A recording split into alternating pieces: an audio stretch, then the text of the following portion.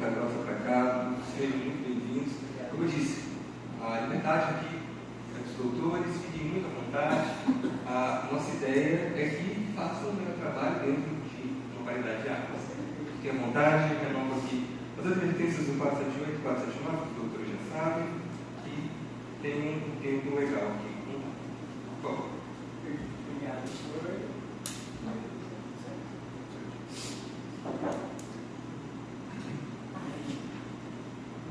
Primeiramente, meu bom dia ainda, já é mais de meio-dia, mas ainda não almoçamos. Eu espero que logo a gente almoce. Tenta ser breve, excelências.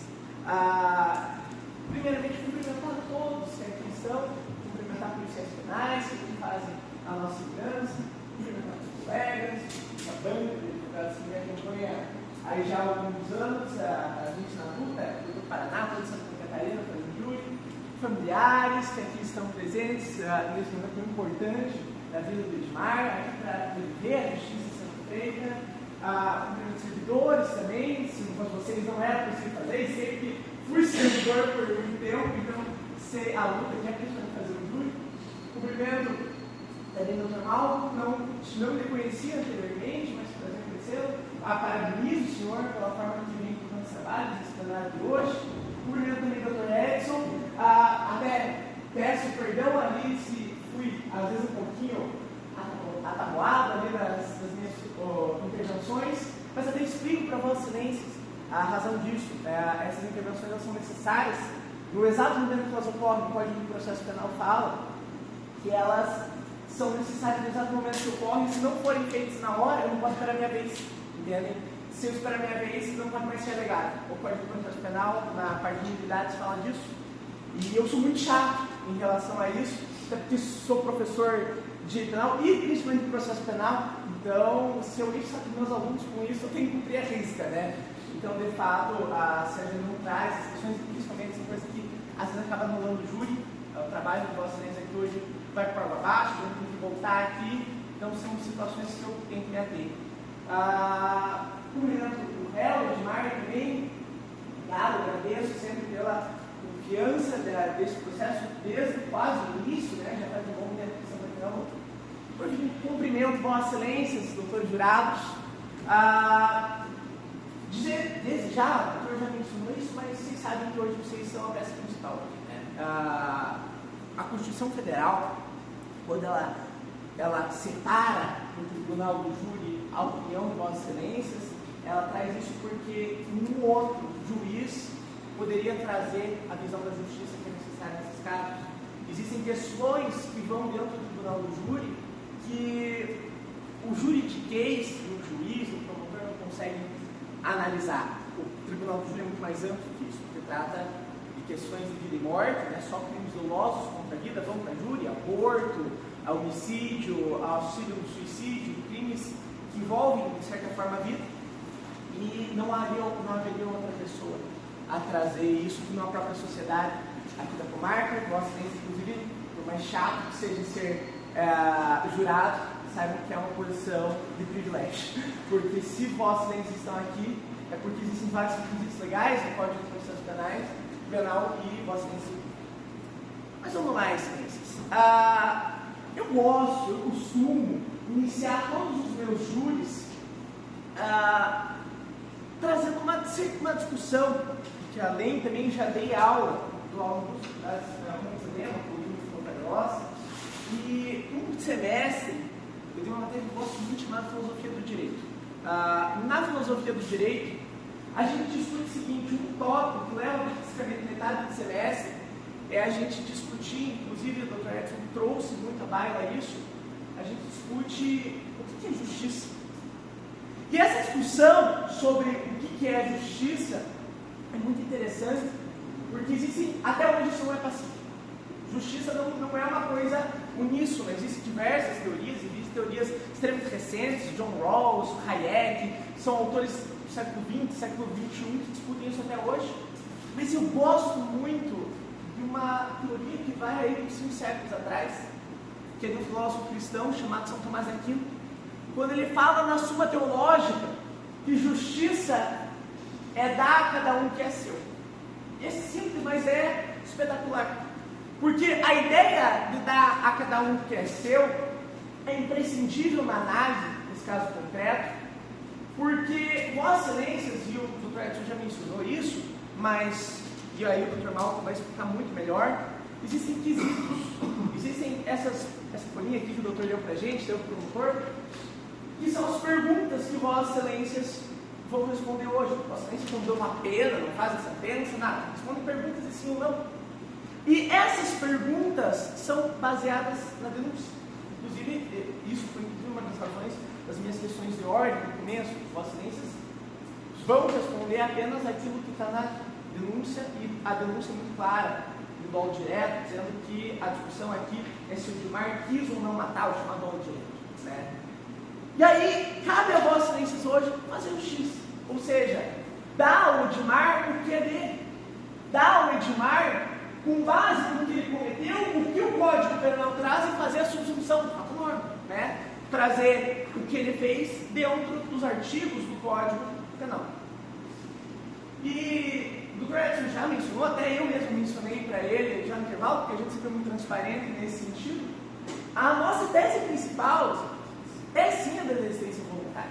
E a gente traz a resistência voluntária não por causa de um argumento de defesa, não por causa de uma estratégia processual, mas vocês estão aqui presentes hoje e viram o que a própria vítima falou. Vossas Excelências, o que eu peço aqui, na verdade, é o que eu menciono nos autos. Eu não consigo recordar de nenhuma testemunha, do Dr. Edson, se eu estiver equivocado, me mencione, me corrija, mas eu não consigo recordar de nenhuma testemunha ouvida em juízo, que é quando é produzida a prova no processo penal, né, pelo artigo 155 do Código de Processo Penal, que não tenha levado o caminho à desistência voluntária. Eu já explico o que é, como se dá a desistência voluntária, até pelo que hoje a gente sabe, muita gente não conseguiu trazer o meu quadro. E nesse passo, Excelências, nesse passo, existe uma questão que até o próprio Duda falou, que resume todo o processo: a vítima. A vítima, que seria a pessoa mais interessada numa condenação, que falou, e não só uma vez, e já falou outra vez também, se ele quisesse me matar, eu tinha. E aí a gente tem que trazer a diferença, uma diferença processual. Eu trago aqui mesmo até livro, né? Eu trago gente que tem um gabarito muito maior que meu para falar, né? Eu parei no mestrado, isso aqui já não pós-doutorado, né? Então, para falar o seguinte, qual que é a diferença? O que é desistência voluntária? O Edson falou, citou a desistência voluntária, mas, ao menos pelo que eu vi ali, não adentrou sobre o conceito legal. Pretendo trazer para Vossas Excelências. Não sei se você puder colocar no artigo 15 do Código Penal, no Código Penal.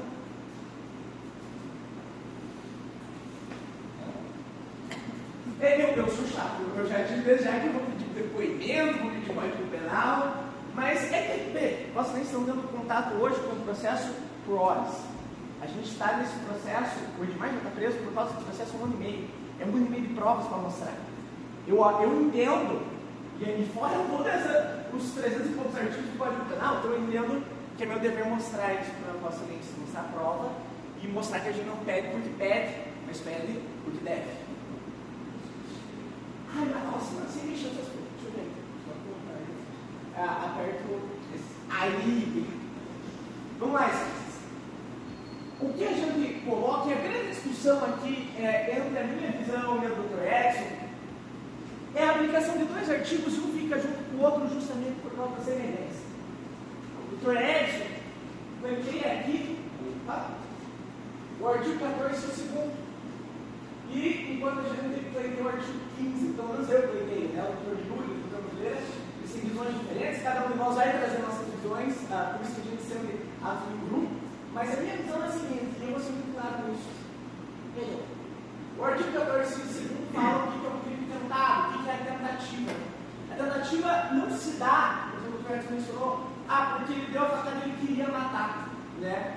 Quem dá a facada no peito quer matar. A definição legal de tentativa, pelo Código Penal, é um pouquinho diferente. E ela fala o seguinte: o crime é tentado quando iniciada a execução não se consuma por circunstâncias alheias à vontade do agente. E enquanto o artigo 15 fala, o agente que voluntariamente desiste de prosseguir na execução só responde pelos atos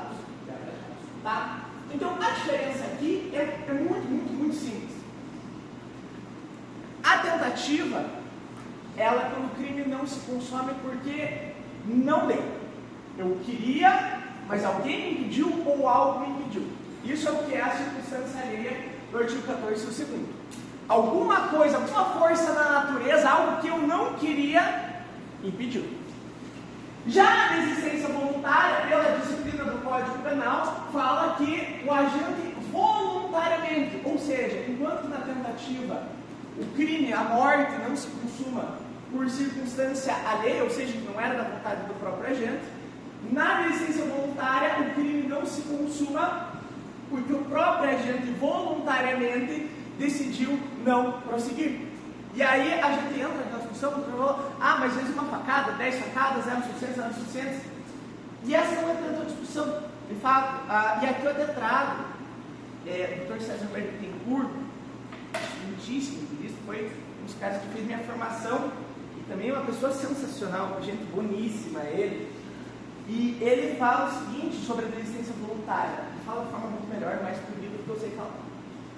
Veja, excelências, o agente que inicia a realização de uma conduta típica pode voluntariamente interromper sua execução. Isso caracteriza a tentativa abandonada. Tentativa abandonada, o próprio nome já diz, é quase uma tentativa, mas a pessoa abandonou a execução.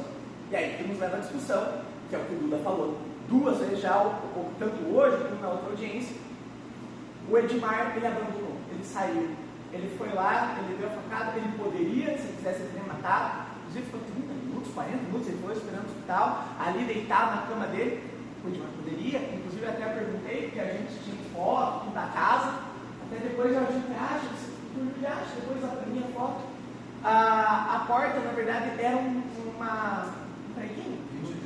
23.2. Perfeito. Não, deixa eu anotar aqui que depois eu mostro. 22.2, beleza. 23.2, obrigado. Que mostra ali que o Duda entrou em casa, mas era uma casa ali, infelizmente, uma pessoa muito humilde, né? Era um preguinho que segurava o corte, na verdade não era nem 30. Tanto que é por isso que ele falou, se ele quisesse, ele tinha matado. Isso que a gente fala de abandonar. Ele pode ter começado a execução, mas abandonou. Mas é uma coisa. Ou na linguagem do nosso Código Penal, a desistência voluntária. Essa impunidade assenta-se no interesse que tem o Estado em estimular a não consumação do crime, oferecendo ao agente a oportunidade de sair da situação que criara sem ser punido. É a possibilidade de retornar da esfera da ilicitude em que penetrara para o mundo lícito. Na feliz expressão de von Lisch, que é um penalista alemão, é a ponte de ouro que a lei estende para a retirada oportuna do agente. E aí é a seguinte questão. A von Lisch coloca muito bem essa questão, que é o seguinte: por questão de política criminal, para incentivar aquele que poderia fazer, me perdoa a expressão, falar uma cagada, o juiz vai lá e coloca um porém. A lei coloca um porém. Ele fala, você vai ser punido. Por que eles falam de punição? Estou aqui pedindo a absolução dele. Primeira coisa é isso. Então, falando de absolução, temos inclusive questões 129, tudo para tratar daqui a pouquinho, tá? Não é ele sair impunido daqui. Eu estou pedindo a condenação do Edmar, para começar a conversa, tá? Só que pelo que ele fez, pelo aquilo que é justiça, aquilo que é dele, aquilo que é assim. Mas então, por que acontece? É uma questão que a gente chama, isso é uma coisa das primeiras coisas que eu falo nas minhas aulas de penal geral, que se chama política criminal. É uma oportunidade que o legislador pensa para diminuir o crime. É a oportunidade do cara, imagina, perdão a palavra, mas pensa, o cara podendo seguir e prosseguir. O que o legislador fez? Óbvio, se você desistir, você não vai ser punido, vai ser uma pena menor. Agora, se ele continua, aí ele vai ser pena toda. Está entendendo? É uma coisa que a gente chama de política criminal, é uma estratégia para vedar o avanço do crime, para impedir que a pessoa que pode continuar, continue. É uma opção do legislador para quê? Para preservar a vida. E eu digo mais, se o Duda está vivo hoje, é justamente só porque o Edmar optou em não seguir. E aí eu penso, veja o próprio depoimento do Duda, vou pedir para mostrar o anterior dele, porque eu creio que ainda não está gravado, ainda não está disponível a mídia do de hoje, mas o anterior fala exatamente a mesma coisa, né? É o seguinte ponto. Veja, qual foi a circunstância alheia à vontade do Edmar que impediu ele de consumar? O que impediu o Edmar de consumar se ele quisesse mesmo ter continuado a morte? Teria algo impedindo ele? Teria alguém? Alguma coisa? Por exemplo, uma coisa é falar, por exemplo, uma arma de fogo, a arma trava, não consigo mais atirar. Não é que eu não quero mais atirar, eu tento, mas trava. Se tem, por exemplo, matá-los, isso vai acontecer, isso vai acontecer. Ou, por exemplo, vou lá dar uma facada, alguém me segura. É uma circunstância alheia, alguém me segura, eu queria dar mais. Agora, o Edmar, Duda falou mesmo hoje, estamos sozinhos. Se alguém quisesse impedir, teria alguém para impedir? Outra coisa, teria alguma circunstância material, algo que impedisse o Edmar de seguir? Não, a faca dele quebrou? Não, nada. E aí outra situação, nesse exato ponto, quando a gente fala aqui da deficiência voluntária, a denúncia originalmente até tinha algo que era convincente. A denúncia foi sendo remendada aos poucos, por causa que os fatos foram surgindo e foi mudando meio que a realidade dos fatos. Falava antes que não conseguia por causa da porta, porque foi lá o Duda e ele fechou a porta. Só que a gente pegou a porta e eu pedi aqui, meu querido, o movimento 23.2.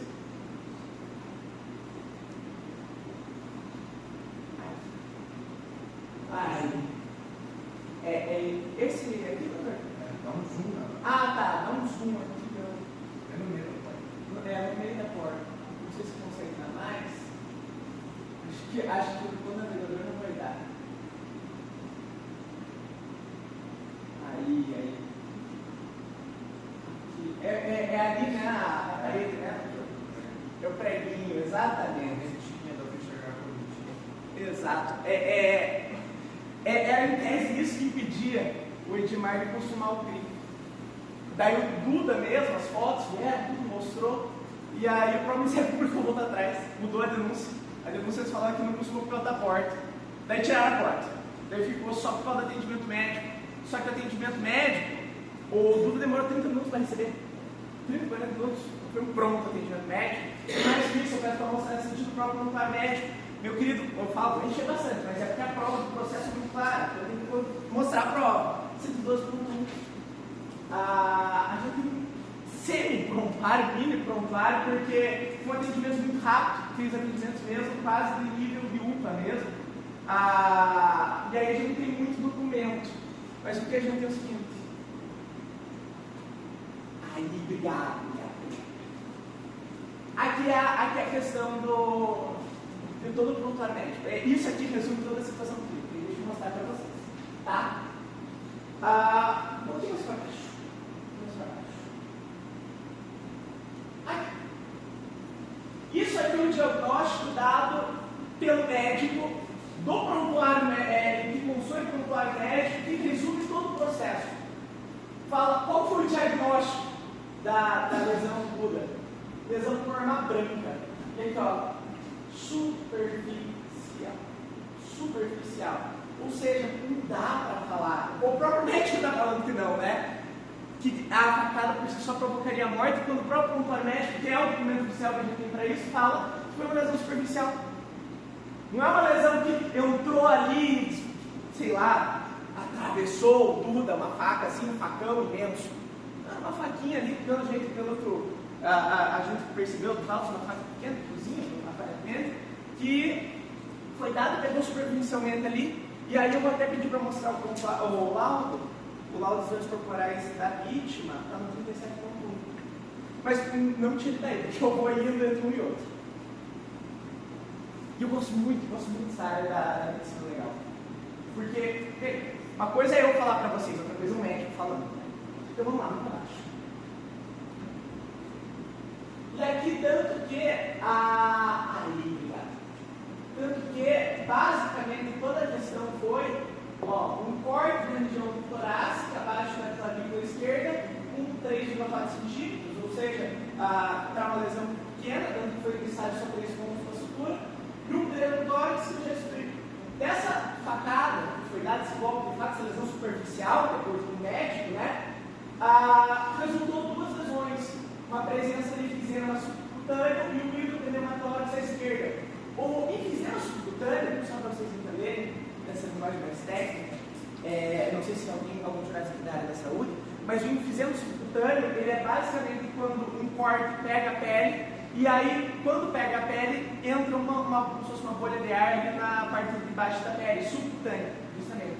Enquanto o hidropneumotórax é que por causa da lesão, né, foi líquido nos pulmões do Duda, e aí o dreno foi justamente para tirar esse líquido. Esse líquido no mar, né, o pneumotórax, as causas mortes relacionadas ao pneumotórax são raríssimas, são na verdade relacionadas a doenças virais ou bacterianas, e ele não é capaz de matar, ele geralmente incomoda, né. E aí a gente indo para baixo, né, para baixo, no quarto quesito.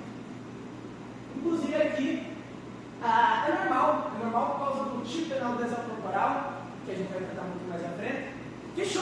Questiona-se para o próprio perito, que é um médico também, médico concursado da ML, se esse fato, essa facada, vai gerar perigo de vida.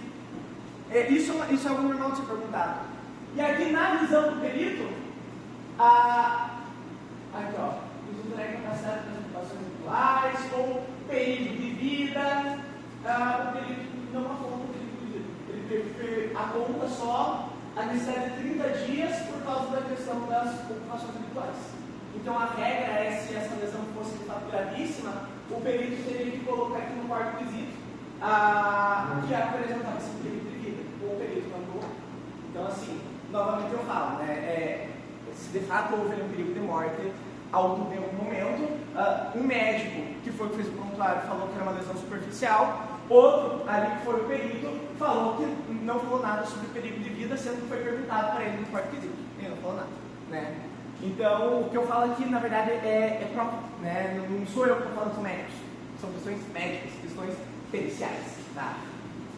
Mas não precisa se ater só a perícia, né? A gente tem aqui questões dos próprios vídeos, vocês ouviram hoje o Duda. São amigos, né? Foi lá uma coisa, é reprovado? Óbvio que é reprovado. Mas aí eu vou pedir de novo um pedido para o artigo 15 do Código Penal. Não, antes só um último ponto complementar. Antes do artigo 15, eu só quero colocar um último ponto. Só para mostrar como o Duda foi, inclusive eu perguntei para o policial se ele foi bem, né? Mas é mais de viés confirmatório para o voluntário falar isso. E eu falo por quê. Ó, deixa eu colocar aqui. Uma coisa para cima, como diz. Então. Ele estava com pressão arterial 12 por 8, normal, pressão arterial normal. A frequência cardíaca dele estava 65, que é um pouco mais baixa das situações de repouso, mas pode estar relacionado ao uso da maconha, que já consta do prontuário. A frequência respiratória dele também é comum, em 22, e a saturação 97%, então tudo certo. São todos os dados ótimos à saúde de uma pessoa, da mesma forma que aqui aponta que ele veio em Glasgow 15. Até eu perguntei pro policial, falei, a Glasgow 15 é a estado de Glasgow. Isso aqui é uma questão que foi desenvolvida lá na Europa para filtrar atendimentos médicos. Quando a pessoa tem a escala de Glasgow, eles analisam a urgência. Se for muito urgente, né, obviamente a pessoa vai passar na frente da fila das outras pessoas no atendimento médico. Se não for urgente, tá tranquilo, espere. E essa escala vai, se não me engano, de 3 até 15, sendo que 15 é o mais benéfico, ou menos grave. A pessoa, quando ela está em Glasgow 15, ela apresenta aqui total consciência e não apresenta risco de nenhuma lesão que necessite de algum atendimento urgentíssimo. Então, novamente, não basta só falar que é uma lesão superficial, o médico mesmo colocou ele fora de risco quando colocou ele em Glasgow 15. Isso foi uma análise do prontuário médico. Agora sim, vamos para o 15. E tem a questão da cannabis. Eu perguntei na maconha, o Duda falou que não lembra, eu fiquei vergonhado. Ele falou que tinha usado a maconha no dia dos fatos. Mas também para o artigo 15 de volta. E eu vou falar o seguinte: a desistência voluntária não é impunidade. A desistência voluntária é o que está na lei. A gente está aqui discutindo questões legais, né? Por isso que eu sou tão chato, inclusive, sobre isso. O promotor a levantar uma coisa que não está na denúncia e utilizar algo que o STJ entendeu de forma diversa. É meu dever, né, apontar coisas que não vêm da minha cabeça, mas que vêm da jurisprudência. Tanto que essa questão da denúncia, né, que foi levantado para assumir o risco de matar, vocês não receberam os quesitos, mas o que vocês vão responder exatamente é aqui que ele teve a intenção, né? Não é que ele assumiu o risco, ele teve a intenção. Tá? E, inclusive, eu tive um júri recente em Cuba que anulou por causa do descumprimento do preceito da enrolação. Né? Vocês respondem como está na denúncia. Então, enfim, mas vamos lá. O artigo 15, como eu falei, que é o que está na lei, ele fala que o agente voluntariamente desiste de prosseguir, responde. Não é impunidade aqui, não. Responde pelos atos praticados. E aí a gente pergunta: o que o Edmar fez contra o Duda naquela data? Deu uma facada. É que a gente discute intenção e tudo mais. Até o doutor colocou que ele veio com a intenção de matar. Quem dá uma facada vem com a intenção de matar. Mas, inclusive, isso é completamente irrelevante. Porque a desistência voluntária, artigo 15, fala justamente em desistir. Então, mesmo que ele, por um segundo, quisesse matar o Duda, e não há provas disso, o Duda falou o contrário, fato é que a desistência por si só, ou seja, quis matar, mas agora não quero mais, já é suficiente para aplicar o artigo 15. O artigo que eu leio aqui, deixei aqui para vocês, é muito claro, inclusive se tiver qualquer divergência de interpretação, não me parece o caso, porque é uma linha de questão. Então, assim, como ele desistiu de prosseguir, ou seja, independentemente se ele teve uma vontade inicial de matar e depois não quis mais, ou se ele nunca quis matar, isso aí fica uma interpretação das ciências, né? O doutor Edson deu a versão dele que quem dá facada no peito é para matar. Beleza. Uma interpretação possível, mas a pergunta é: matou? A interpretação é: alguém impediu ele? A interpretação é: teria algo para impedir ele? A interpretação é: aquela lesão por si só, que o perito do IML falou que não apresentava risco de vida, não falou que apresentava risco de vida, que o prontuário médico falou que era uma lesão superficial, que não apresentou nada para ele além do hidropneumotórax, que é desconfortável, mas não mata, seria capaz de matar? Essa é a discussão. E não me parece, aqui é um processo de umas 700, 800 páginas, não me parece que tem nenhuma prova, nada, laudo, nada, que ateste o contrário. Enfim, né? Mas ele vai responder alguma coisa. O Edmar vai responder, e aqui eu pedi para você voltar no 129. Artigo 129 do Código Penal.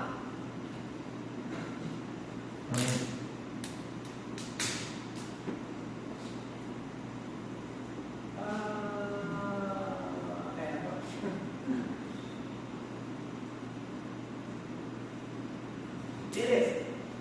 Tá. A lógica é a seguinte, a lógica é que a pessoa, como ela desistiu, ela não vai responder por tentativa, né? Porque tentativa, inclusive está aplicando agora uma prova para os meus alunos, me pediram o gabarito, uma outra professora aplicou para mim enquanto estou aqui, me pediu o gabarito, uma das questões era: qual que são dois institutos jurídicos incompatíveis? É a tentativa e a desistência voluntária. Você tem como desistir daquilo que você não quer e vice-versa. Mas ele vai responder. Ele vai responder como ele fez uma lesão corporal. E digo mais, uma lesão corporal grave ou talvez gravíssima. A depender dos quesitos, que aí fica o Dr. Malcolm entender quando da análise dele. Como não é crime contra a vida mais, porque o Edmar não quis matar, né? Ele desistiu da morte, aí fica para o Dr. Malcolm entender qual que é o crime que ele cometeu. Mas é um crime que ele vai responder. E aqui um pouquinho mais para baixo, eu vou pedir um pouquinho mais para cima. Perfeito. Existem três modalidades de lesão corporal que pode se encaixar. A lesão corporal simples, isso o Dr. Malcolm entender que não teve nenhuma repercussão, consequência para a vida do Edmar, nenhuma sequela do Duda, nada. Aí uma coisa pequena, intenção 3 meses ao ano. Aí, agora, se gerou alguma incapacidade pelas mutações habituais, se gerou perigo de vida, ou seja, lesão corporal que gera perigo de vida não é automaticamente homicídio. Mas nesse caso, nem isso a lauda apontou, né? A lauda não apontou perigo de vida. Debilidade permanente de membro, sentido ou função, aceleração de parto, não seria o caso tudo, a pena vai de assim. E por fim, pode ir um pouquinho mais para baixo, a incapacidade permanente do trabalho, dificuldade curável, perda, utilização do membro, sentido ou função, deformidade permanente do aborto, a pena já vai até 8 anos. Tá? Então, não é de graça, não é impunidade. Existe uma pena a ser recebida e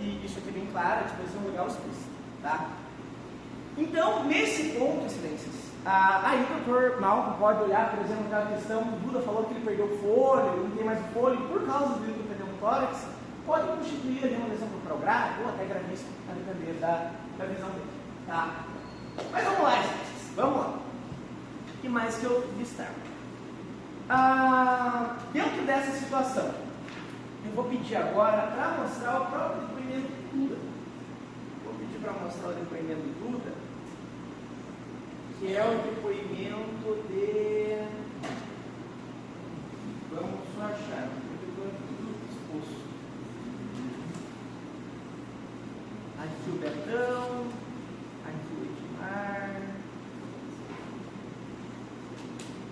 175.1. Tá. Eu quero ver o trecho certinho, não tomar tempo já. Aqui, eu achei esse aqui. É esse aqui. Pode colocar no 155.1. É isso, né, doutor? Isso. E aí eu vou pedir para mostrar o seguinte.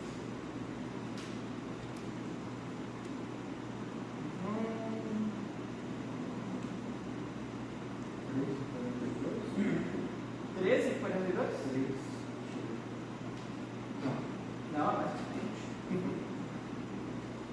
aqui a primeira coisa que eu quero mostrar é o seguinte, é o próprio Buda confirmando essa questão da porta não impediria. É o movimento a partir de 3 minutos. A partir de 13 minutos do depoimento, talvez você tenha que baixar o depoimento para conseguir jogar direto em 3 minutos. Mas acho que não vai precisar. É bem mais, lá em 13 minutos. 13, né?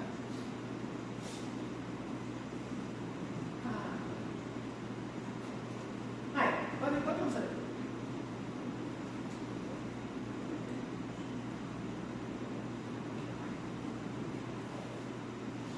Professor, como é que é o fechamento da porta do senhor? A gente consegue ver ali na foto uma correntinha. Como é que essa porta é fechada por dentro? Ela é fechada com corrente, puxava ela e passava corrente. Mas passava corrente aonde? No prego? No prego, isso. Um preguinho? Entendi. José Alberto, deixa eu perguntar então com relação ao momento, né, que o senhor levou para cá.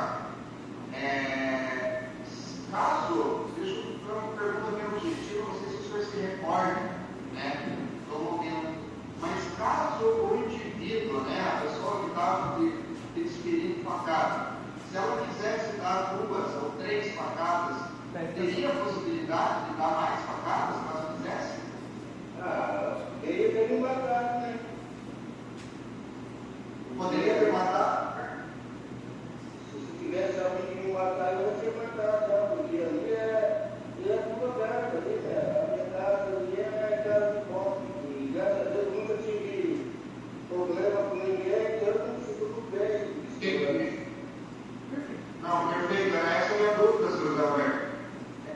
Assim, não me parece, na verdade me parece uma questão extremamente óbvia, né? Porque as questões que eu faço são questões primárias, sobre o caso clássico de licença voluntária, né? É uma lesão superficial, de acordo com o voluntário médico, é uma lesão que o perito não apontou como que causaria risco de vida, não tinha nada pedindo o Edmar, e o Edmar simplesmente, dentro da intenção dele ali, se arrependeu e saiu.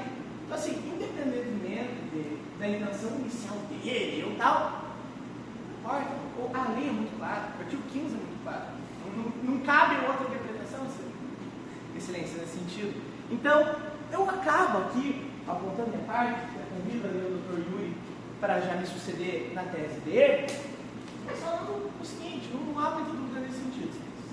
A gente, assim, até o doutor falou, apontou, do Edmar tem mentir, se contradir, entrar em contradições em relação ao primeiro depoimento dele. Esses dias ele deu bêbado. Mas aí eu pergunto o seguinte: o depoimento do Edmar, e preste muita atenção nisso, o depoimento do Edmar tem uma vírgula sequer de contradição em relação ao depoimento do Duda, da própria vítima?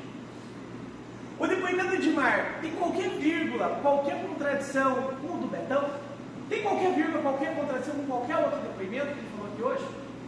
Eu pergunto o seguinte, e é uma pergunta honesta: Eu estou aqui desde manhã junto com vocês, mas vocês também viram todos os depoimentos. Tem uma vírgula que o Edmar tenha dito de diferente da própria vítima. Nada, absolutamente nada. Então, não consigo ver espaço para o doutor sustentar uma coisa que a própria vítima vai contra e que não há nenhuma testemunha que corrobore, inclusive os documentos médicos, inclusive prontuário médico, inclusive laudo médico. O doutor falando que é pós-graduado no crime, pelo amor de Deus. Ele teve uma condenação há sei lá quantos anos atrás, porque ele estava com, era o quê? Um pouco de maconha, se não me engano, um pouco de maconha junto com ele. Essa é a pós-graduação do crime. Não é segredo para ninguém ali. Edmar, Duda usavam substâncias. Essa é a baita condenação dele, a única condenação que ele tem. Então assim, eu questiono esse ponto, excelências, justamente nesse sentido, porque são questões do meu dever com a verdade nesse processo. São questões óbvias, é um processo longo, mas cada documento eu me vejo na obrigação de mostrar para vocês, porque vocês são os juízes da causa. E aí eu lhes pergunto, tem algum outro documento que vai em sentido diverso? O Duda falou em sentido diverso, o Edmar falou em sentido diverso, o Betão falou em sentido diverso. Os policiais, ou policial, inclusive quando ouvido um dos policiais em fase judicial, falou inclusive que chegaram a se engalfinhar, se bater lá na casa antes, até por e o que seria inclusive possível, enfim, que o Edmar estava com a camisa ali com um pouco de sangue dele, mas não é esse o ponto. O ponto e é muito claro, é uma pergunta só que importa, inclusive todos os quesitos são uma só. Algo impediu o Edmar de matar o Duda? O Duda está vivo. Foi porque algo impediu o Edmar ou não? Se algo impediu o Edmar, é tentativa, de fato. Se nada impediu o Edmar, se foi voluntário, ele precisa ser voluntário, isso é 2 linhas de Código Penal. Então assim, excelências, espero que isso fique claro. Se necessitar, vamos à réplica, tem outros depoimentos que posso mostrar, que eu mencionei agora para Vossa Excelência. Espero não ser necessário, porque, como o próprio doutor falou, é um caso extremamente simples, ridiculamente simples. Os documentos são todos ali, e eu mostrei que o que eu imagino são todos os documentos relevantes, e acabou o processo. Não tem nenhum outro tipo de celeuma na questão. Então, excelências, volto daqui a pouquinho para falar sobre os quesitos, a gente já começar nesse sentido, mas enquanto isso, cedo a palavra ao doutor Luiz Gustavo. Perfeito. Primeiramente, fazer um breve cumprimento formal ao júri, ao Edson, beleza? Gostaria de comentar o Edmar, você comentar a inscrição também com a Maria. Eu sei, sempre brinco que é advogado também, psicólogo, eu sei o sofrimento que a senhora passa, eu sei como que a senhora quer justiça, eu sei que é muito difícil às vezes pagar advogado, vocês têm que emprestar, vocês têm que tirar dinheiro do mercado, sabe? É isso que eu tento sempre fazer o meu melhor trabalho, fazer a justiça acontecer, porque eu sei que é difícil, não é fácil. Eu sei como a senhora sofreu, como a família sofre para tentar ajudar o Edmar, e é isso que a gente vai fazer. Edmar, a gente vai lutar com você até o final, certo? A gente vai fazer justiça até o final.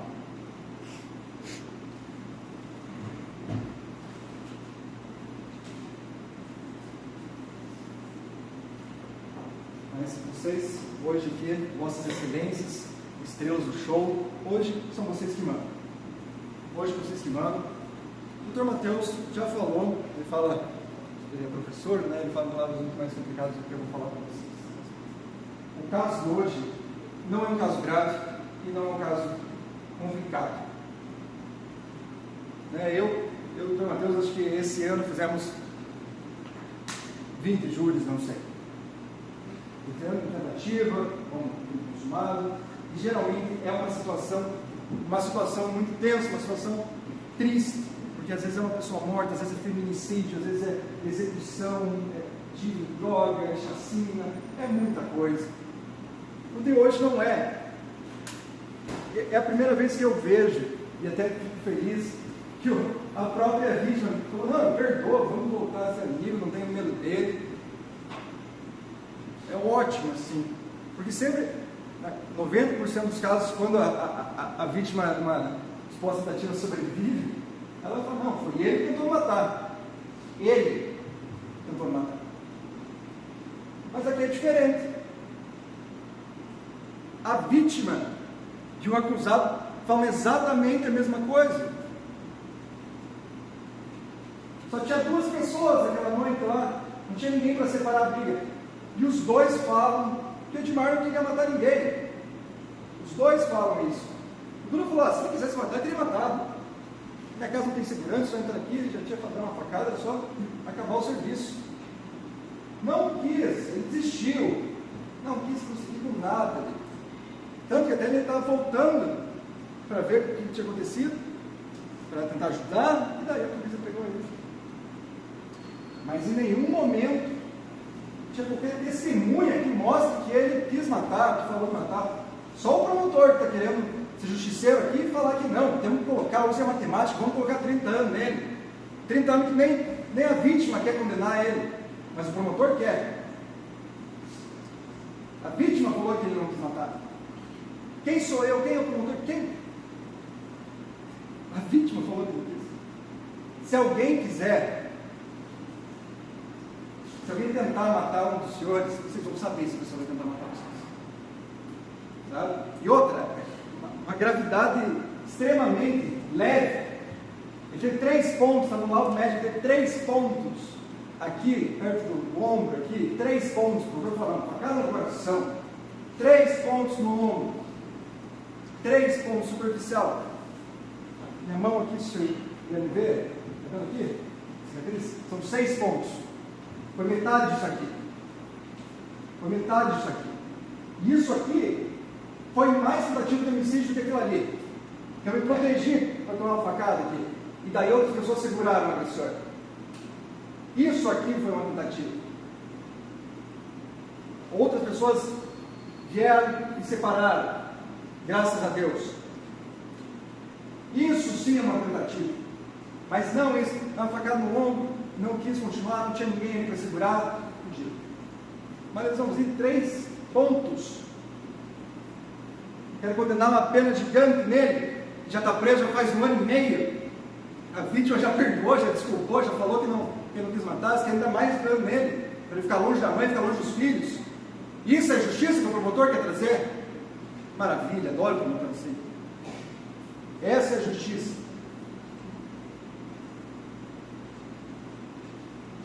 Não tem como. Na minha concepção, a gente só condena uma pessoa que a gente tem certeza. Como é que você tem certeza? A própria vítima falou que ele não quis.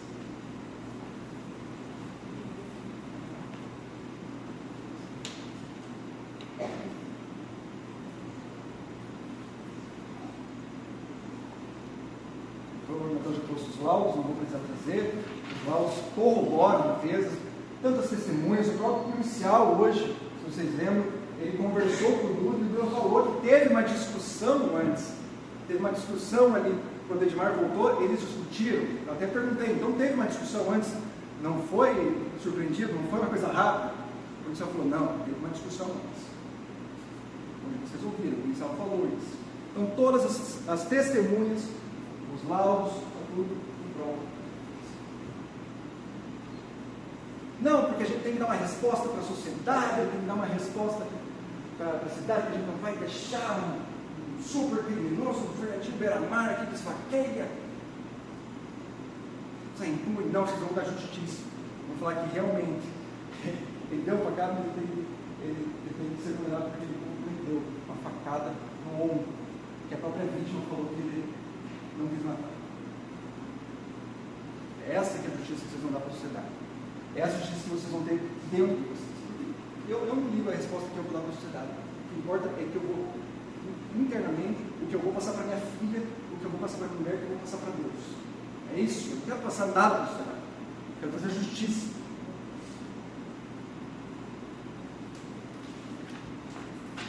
Vou falar rapidamente, dos qualificadores, antes de passar a palavra.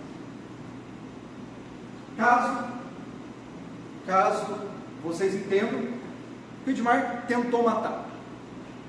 Tem 2 qualificadoras que o promotor quer colocar essas 2 qualificadoras. Primeiro qualificador, o motivo fútil. O motivo fútil está na denúncia assim. O crime foi praticamente um motivo fútil, porque teve uma discussão E a vítima não permitiu que o denunciado pernoitasse em sua casa. Esse é o motivo fútil, que está na denúncia. Não é outro. Sabe? O promotor vai estar dando uma ginástica mental aqui tentando enganar vocês, mas eu acho que vocês sabem ler e no quesito vai estar exatamente assim. Um motivo foi fútil porque a vítima não autorizou que o acusado pernoitasse em sua casa? Sim ou não? Ah, mas foi outro motivo, foi uma discussão. Se fosse outra discussão, se fosse outro motivo, ele colocasse a denúncia, ele não colocou a denúncia. Ele podia te dar a denúncia, podia mudar, não quis. Agora quer inventar para o senhor. Não, porque é fútil, vamos dar uma pena alta, é matemática, um homicídio simples, é muito baixo. Ele sabe que não é esse o motivo fútil. Porque tanto a vítima falou, essa questão de vergonha foi no dia anterior, não foi no dia. O motivo que ele tirou toda essa briga foi o que? Foi a discussão, um bate-boca ali, um xingou o outro, um pegou o machado. Essa que foi a discussão, não foi por causa de dormir na casa um do outro. E vai ser perguntado para vocês se fez isso, se o motivo foi porque dormia na casa, que não deixou dormir na casa. É isso, é sim ou não?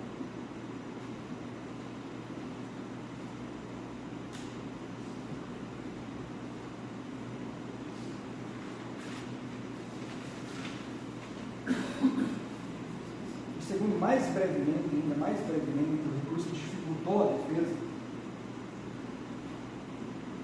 Está assim na denúncia. Que houve motivo de recurso que dificultou a defesa da vítima, porque a vítima foi surpreendida pelo denunciado com um súbito golpe de faca. Isso que eu trouxe para os senhores já. O policial falou, o Edmar falou, então o Dudu falou que teve uma conversa, uma discussão. Teve uma discussão. O policial aqui não tem por que mentir. O policial. Ele falou, não, Dudu falou que teve uma discussão ali antes da facada. Então não foi de surpresa. Ah, não, abriu a porta. Ah, isso não é meu amigo da facada. Não foi surpreendido, ninguém foi surpreendido por nada. Eu estou em vários casos quando realmente tem uma surpresa, quando a pessoa dá um tiro pelas costas, uma pessoa está por trás, quando tem uma emboscada, uma pessoa fica escondida. Não, estava numa discussão, eu com o senhor que estava discutindo, pega uma foto para cima. Não foi surpreendido, a gente já estava brigando. Entende? Uma coisa foi demais se esconder, abriu a porta e dá a facada. Dava a facada por trás. Não, estava numa discussão. E daí? Algo inflamou a discussão e ele dá a facada. Não. Então, por causa disso, essas duas qualificadoras não tem como. Primeiramente, porque até o próprio promotor concorda comigo que o motivo dessa denúncia não foi motivo fútil, que ele não deixou pernoitar na casa. E vai estar escrito isso para vocês. Cada um tem sua consciência, mas está escrito isso. Foi por causa disso, sim ou não? E também não teve motivo que dificultou a defesa. Não teve nenhuma surpresa, não foi pego por trás, não foi estava escondido, teve uma discussão antes, não foi logo quando ele abriu a porta com a facada. O policial falou isso hoje para vocês. Não sou eu, só repassando. Então, a minha parte é bem sucinta mesmo, sabe? A vida do Yuri, depois o Dr. Mateus vai vir, Deus visita os senhores. Mas o que eu peço dos senhores é realmente ver a prova dos autos, ver quem estava lá na hora, quem estava ali no dia. Vocês têm certeza que o Edmar falou, tentou matar? Quem que pediu o Edmar? O fato quebrou? Alguém segurou? Ele não quis. E se quis desistir? Ele tem que responder só por razão por fora, que é o certo. Não estou aqui para passar pano na cabeça dele por justiça. Ele tem que responder por certo. E principalmente a vítima. Eu realmente participei de vários júris. E nunca a vítima fala a mesma coisa do lado. A vítima fala, eu não quis matar, perdoei já, comigo. Então já deu, está um ano e meio preso. Acabou. Ele teve que cumprir uma pena, um castigo cumprido já. Ficou longe, um ano e meio do filho, da mãe.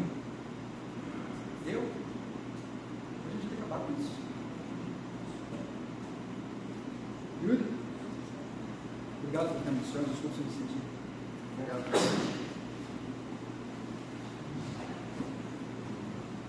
Vamos nós. Boa tarde a todos, já feito pela manhã. Provavelmente já estamos com fome, né? Não sei a lição. Já é 1 e pouquinho. Vamos tentar ser sucinto para almoçar. Dr. Malcolm, Dr. Edson, né? Eu vou fazer as saudações dos meus colegas, dos cumprimentos, por uma questão de brevidade.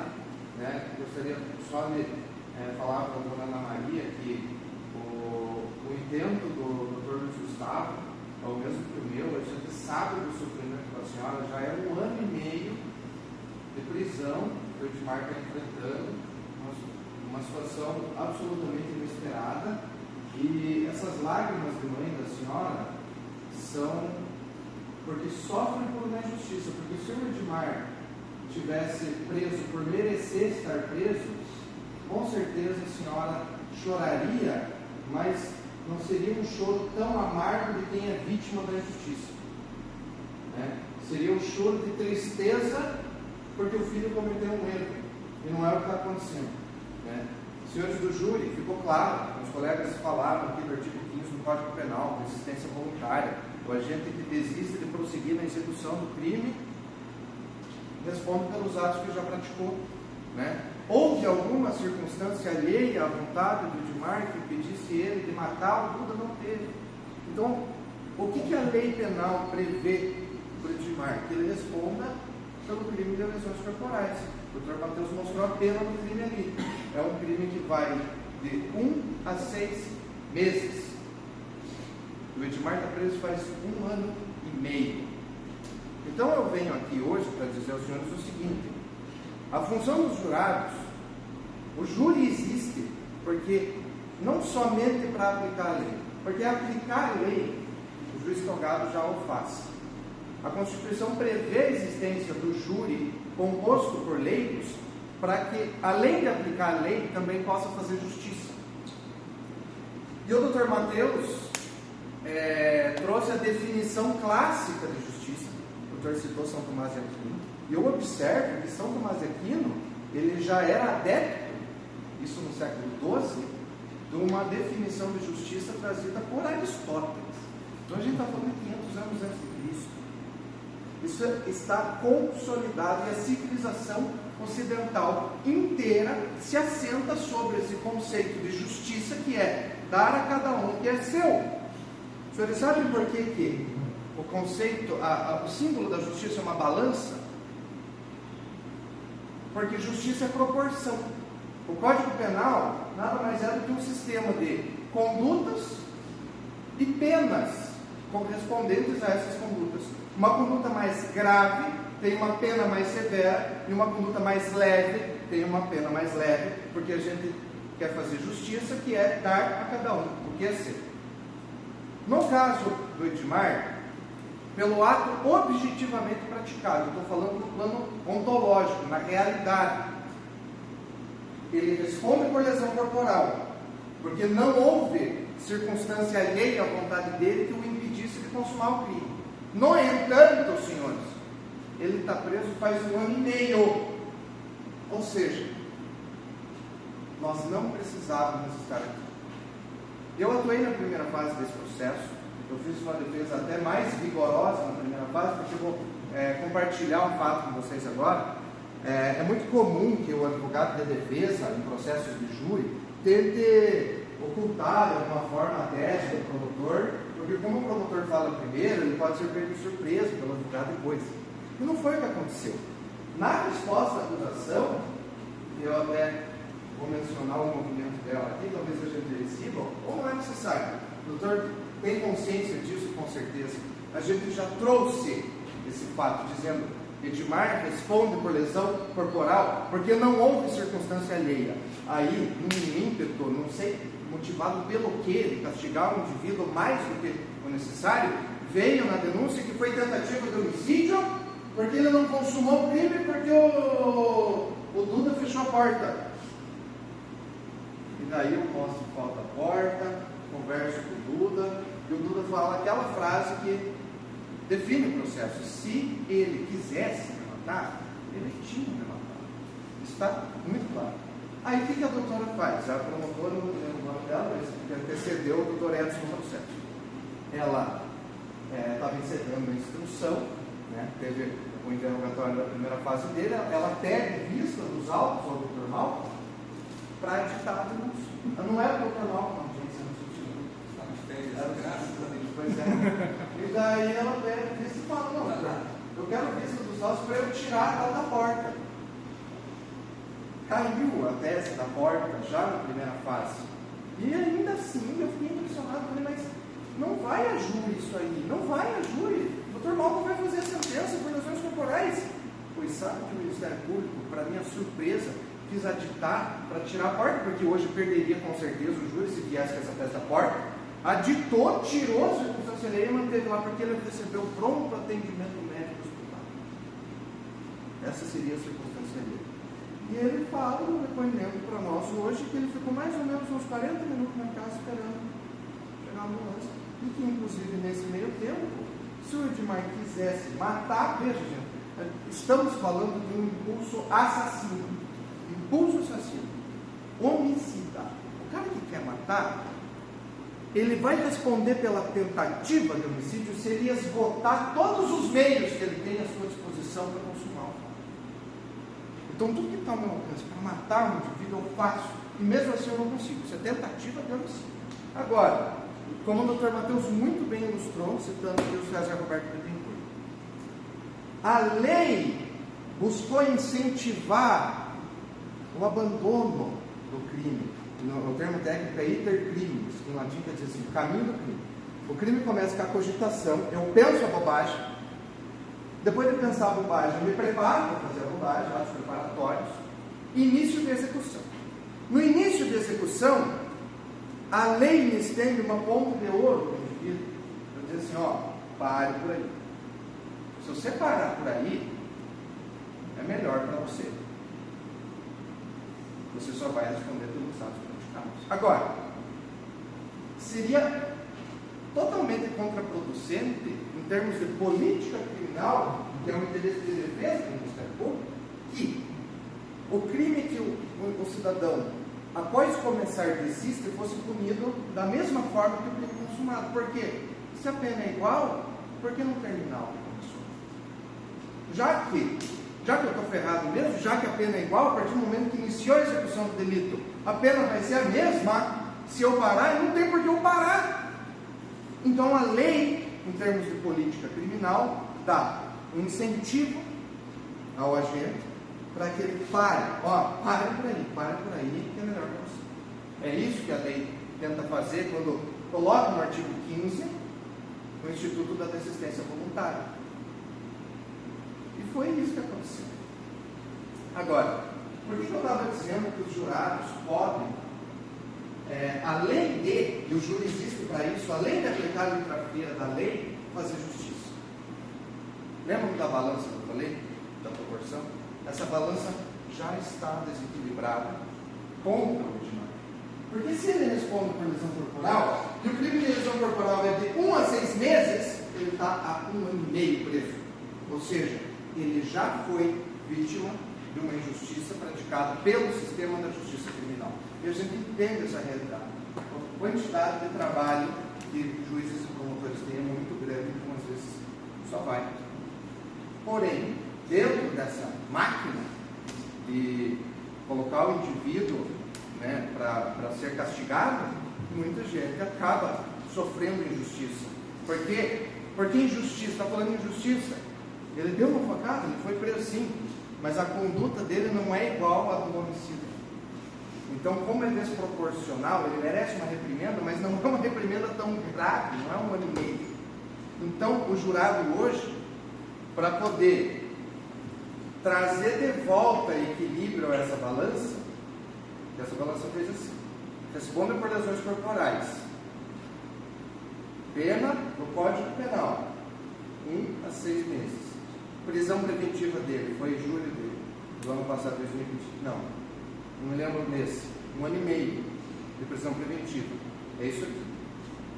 Absolutamente desproporcional à violência que ele já sofreu por parte do Estado para a conduta que ele praticou. Então, para fazer justiça de fato, o jurado hoje pode ir além da letra fria da lei e colocar um novo pezinho aqui desse lado, chamado absolvição. Porque esse 1 ano e meio já foi castigo demais para o Edmar. Para o Edmar, para a família do Edmar, para a mãe do Edmar e para os filhos do Edmar. Isso já passou dos limites.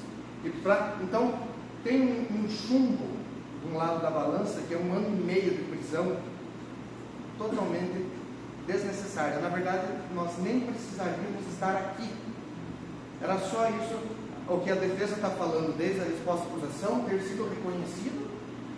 Nós teríamos o julgamento do Dr. Malcolm pela lesão corporal e nós não precisaríamos estar aqui. Cada um podia estar fazendo as suas coisas. A gente podia estar se ocupando das nossas próprias vidas, não precisava vir advogado lá de Ponta Grossa fazer essa defesa. Esse júri aqui, senhores, é desnecessário. Não precisava ter chegado nesse ponto.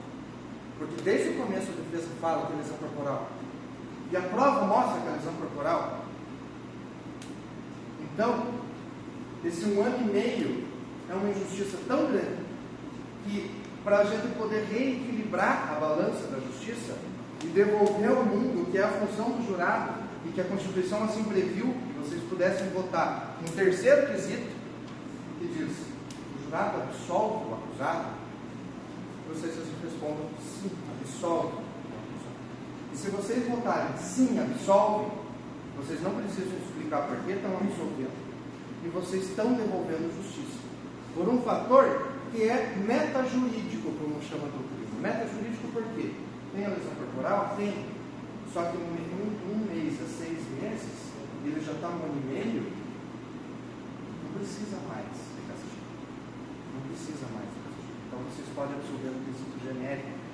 E desembargador nenhum, ministro do STJ nenhum, nem do STF nenhum podem contestar essa decisão de vocês no terceiro quesito.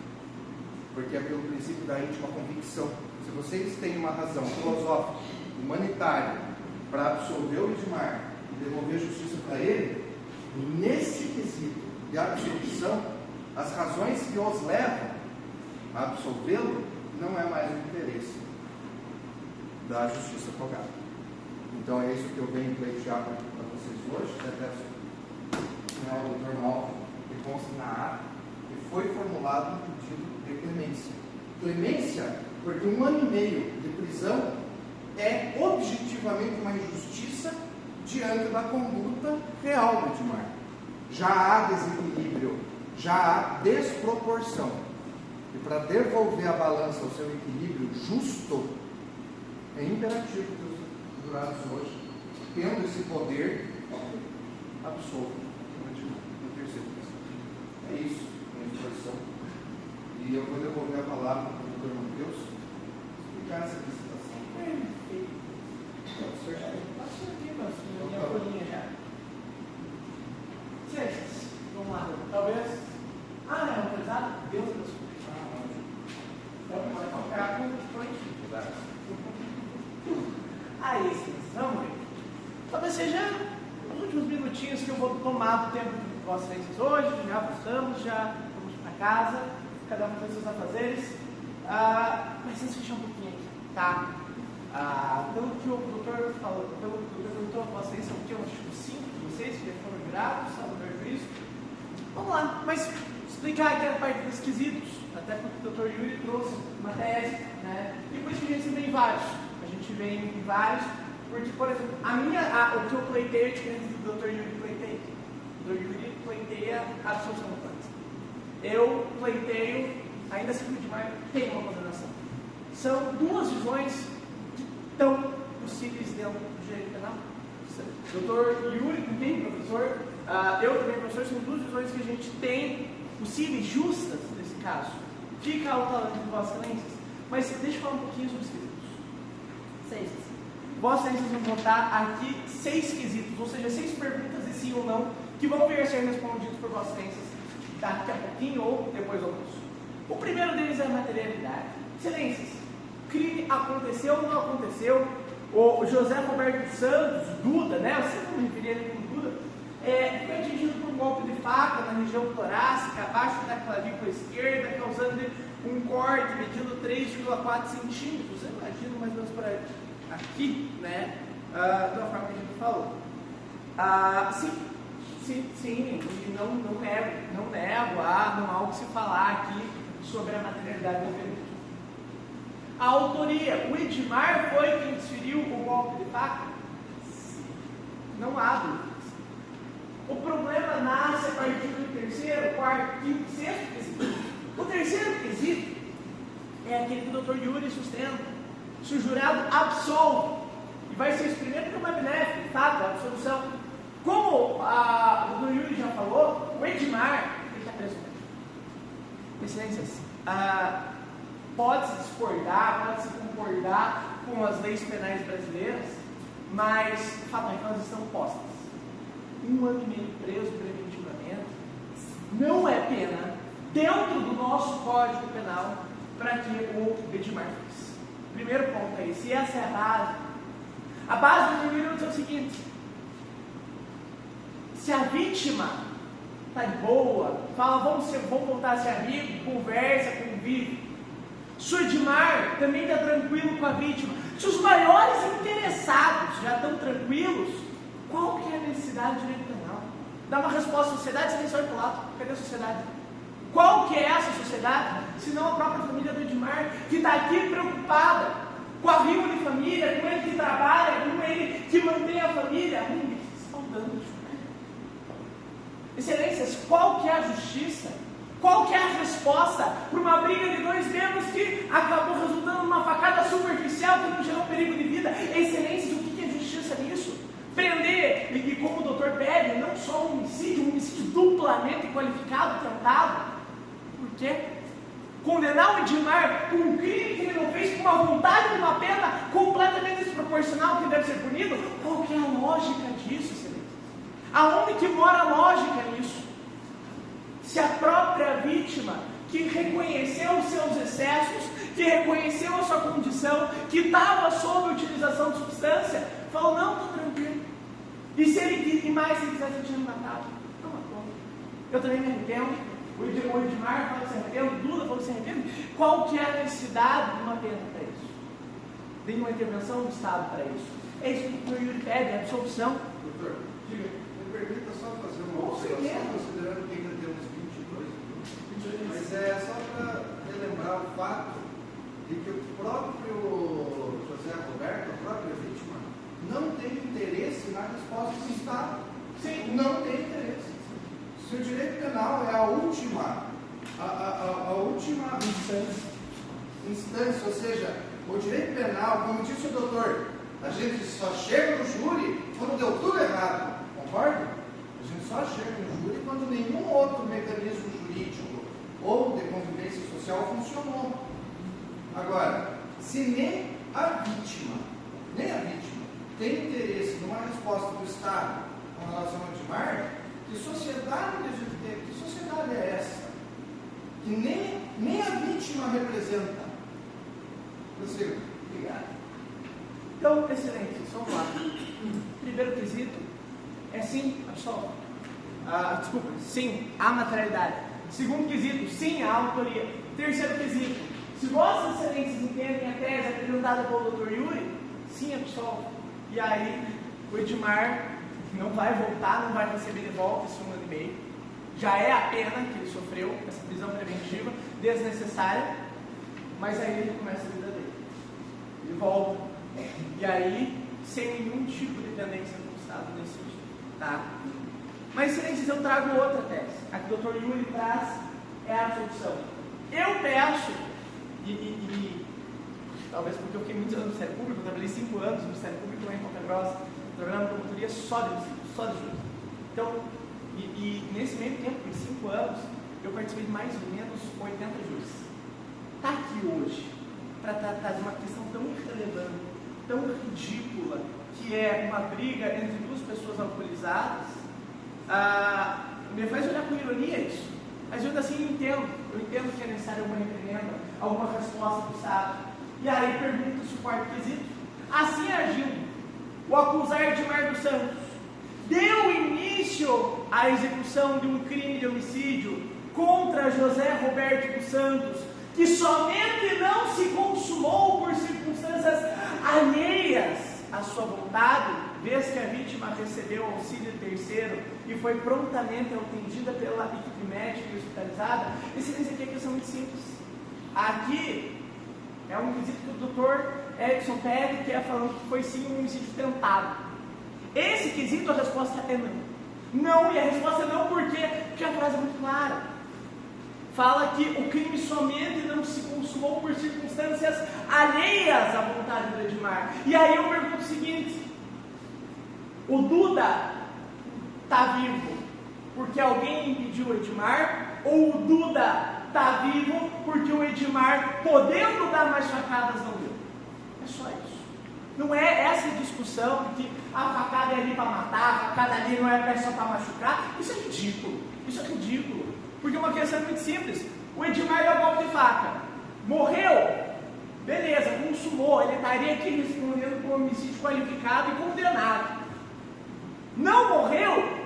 Duas opções. Ou ele dá outra facada e mata, ou dá mais 3, 4, 5 facadas e mata. Ou ele não mata e desiste. Essa é a questão. Ele optou em desistir. E não há nada, uma vírgula no processo que diga o contrário, porque foram ouvidas testemunhas 3 vezes em inquérito, em juízo e hoje, e elas foram muito claras. A gente não viu uma vírgula, uma dissidência em todas as testemunhas. Lembre de cada uma das testemunhas que vocês ouviram hoje. Uma testemunha, a Niquinha, a mãe da vítima, o Edmar, o policial, o amigo dos dois, algum falou, em algum momento, qualquer momento que seja, que houve a vontade de matar, e o Edmar foi impedido, que alguém impediu o Edmar, que o Edmar não completou o intento homicídio por circunstância alheia à vontade dele, ou pelo contrário, se a própria vítima falou, se ele quisesse matar, ele tinha matado. O pedido de condenação nesse caso é absurdo, é ridículo. E sabe por que é ridículo? Porque o promotor de justiça, o Ministério Público, ele promove justamente, deveria ser o papel de promover a justiça. E aí eu pergunto, qual que é a justiça que vai contra todas as provas dos autos? Onde que está a prova que vai em sentido diverso uma prova? Excelências, a gente utilizou esse tempo, quase toda 1h30, para mostrar todas as provas do processo. O prontuário, o laudo, os depoimentos. Qual foi a prova apresentada que corroborasse com a versão do Ministério Público? Uma. Não há. E se não há circunstância alheia à vontade do Edmar que tenha impedido a morte de consumar, ora não é tentativa de homicídio. O que é crime. E vai responder, inclusive, porque Vossa Excelência não absolveram. Mas o crime que será decidido é pelo Dr. Malcolm, e ele dará tempo. Ele dará justiça, ele dará resposta à sociedade. E é isso. Esse é o ponto, é isso que defendemos. As Vossas Excelências são soberanas. Se Vossas Excelências quiserem, mesmo que os autos não mostrem isso, Vossas Excelências podem sim votar para condenar o Edmar pela tentativa de homicídio que ele não fez. E aí a gente vai para o próximo quesito. O próximo quesito é o motivo fútil. E o motivo fútil fala o seguinte: o crime foi praticado por motivo fútil. Mas vejam só, pelo princípio da correlação, tem que dizer qual que é o motivo fútil. E o motivo fútil em razão de uma discussão iniciada pela recusa da vítima em permitir que o réu pernoitasse em sua residência. Eu perguntei isso para o Duda. Vocês viram? Eu perguntei, esse foi o motivo da briga? Foi isso que originou? Não! O Edmar falou. Isso foi outro dia. Não teve nada a ver. A questão da briga daquele dia foi porque eu estava estressado, eu não estava no dia bom, o Edmar não estava no dia bom, a gente brigou. Isso aqui, falando do réu pernoitar em sua residência, o Duda veio aqui e negou. E o Ministério Público pede que Vossas Excelências votem o motivo que a própria vítima deu. A resposta é. E aí, por fim, a qualificadora do meio que discutiu a defesa da vítima e que pergunta se o crime foi cometido mediante surpresa, na razão em que o Duda abriu a porta e foi imediatamente golpeado. Eu não vou me prolongar muito, inclusive até porque essa tese é o que o Dr. Luiz Gustavo Madureira defende, tanto o quinto como o sexto quesito, tirado das qualificadoras, Embora ele também entenda pela desclassificação a nossa obrigação, dever mostrar tudo que está errado no processo. Mas eu perguntei para o Duda, e ele falou, a gente discutiu um pouco. Daí a gente conversou, ele falou, não, você discutiu um pouco, então vocês discutiram. E isso, meus excelências, não sei, talvez seja vergonha do Duda de falar, da mesma forma que ele ficou com vergonha de falar da maconha, que o próprio Procurário Médico mostrou. Se há discussão, o Tribunal de Justiça do Paraná já tem entendido várias vezes, e é bem pacífico, se há discussão prévia, não há essa qualificatória. A discussão prévia tira a surpresa. Isso é um entendimento do Tribunal de Justiça. A discussão entre a vítima e o réu faz que não exista surpresa, porque você consegue prever a escalada, ainda mais quando o Duda, mesmo que inocentemente, não intencionalmente, ele toca a questão do machado. Isso são questões laterais, que não me importam. O que me importa, excelências, é fazer aqui a justiça, é dar ao Edmar o que é dele. E o que é do Edmar é muito claro. Na visão do Dr. Yuri, é uma dissolução completa por causa de todas as injustiças desse processo. Por esse processo de júri está acontecendo aqui, tomando a tarde de Vossas Excelências, amanhã de Vossas Excelências, por um caso que já deveria ter sido resolvido há meses. Mas, além disso, ademais disso, Excelências, a nossa versão, a minha versão, o Edmar merece ser punido, merece. Não poderia ter. Ele merece uma resposta. Sim, eu entendo isso. Por isso mesmo, aceitando pelo Ministério Público. Eu entendo que, por mais que seja uma briga de momento ali, a nossa sociedade tem regras. E as regras devem ser cumpridas. E a regra que o Edmar descumpriu foi a do estatuto. Não existe resposta à civilidade, resposta à sociedade, dando uma pena para uma pessoa por um crime que ela não cometeu. Nesse caso, se é para dar uma pena longa, a gente deve sair do homicídio. Vamos começar a falar de crimes mais graves. Falar que o Edmar cometeu uma extorsão mediante sequestro com resultado de morte. Já que é para dar uma pena boa, vamos dar uma maior ainda. Ou a segunda opção, a gente olhar o processo, a gente olhar as provas. E a prova é muito clara. E nesse sentido eu falo, se houver uma prova, uma única prova que diga o contrário, eu não consigo achar. São mais de 1000 páginas do processo. Todas as provas que dizem respeito aos fatos foram mostradas. O código mostrar, eu abri o código penal, mostrei o código penal. Então, eu só peço que Vossas Excelências hoje, enquanto juízes, apliquem a lei, apliquem a justiça. Porque está nas mãos de Vossas Excelências agora a vida do Edmar. E um processo longuíssimo, que já se prolonga mais de 1 ano e meio. E nesse sentido, Vossas Excelências hoje são os juízes, são a justiça. Então, nesse ponto, não sei se os doutores têm mais alguma coisa a acrescentar. E caso não vamos para a réplica, se o doutor gostar para a réplica, eu desde já agradeço a atenção de Vossas Excelências terem se despendido de vir aqui até aqui fórum, aguentado a gente e estado, mesmo que obrigados por lei, dispostos a analisar, julgar, no caso não tem nada a ver com vocês, mas que vocês foram colocados na justiça. Então o que eu peço nesse momento, gente, sinceridade, é olhar a prova, é decidir de acordo com o que é de fato legitimado. Nesse ponto, peço que Deus abençoe a consciência de Vossas Excelências na hora da votação e renuncio a excelência do meu tempo final. Encerro aqui a minha participação. Muito obrigado. Muito obrigado, Matheus. Muito obrigado, demais doutores. Pessoal, eu vou só vai adiantar uma questão só para dar uma confirmação.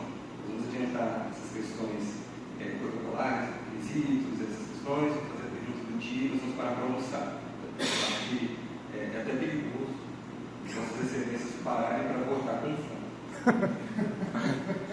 Não, o nível de condenação é maior para a verdade. E também para que a gente consiga fazer tudo com calma. Mas a grande questão não é nem em termos de condenação, mas que tange o entendimento dos quesitos.